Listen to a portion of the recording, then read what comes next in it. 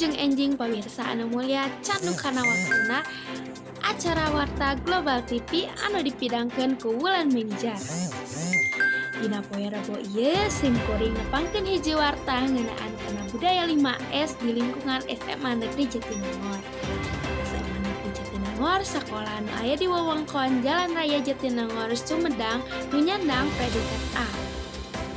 Anu dipimpin ku Kepala Sekolah Bapak Usus SPD MSI berserta staf Jepang jajarna anu ngahasilkeun siswa sareng siswi anu berprestasi. Sesuai jeung predikatna, Sekolah SMA Negeri Jatinangor nerapkeun kadisiplinan 5S nyaeta senyum, sapa, salam, sopan, jeung santun. Nu kahiji aya senyum.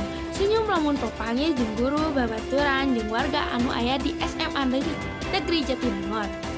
Anu kadua aya sapa. Setiap siswa jeung siswi kudu saling sapa mun papanggih jeung babaturan atawa jeung guru.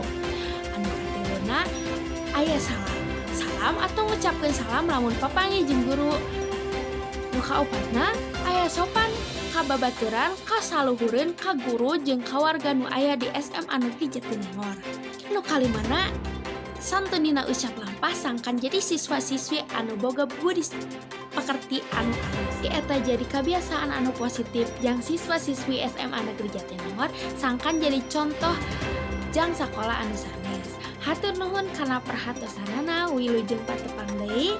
Lain waktos simkuring dina munggaran amit mundur. Wassalamualaikum warahmatullahi wabarakatuh.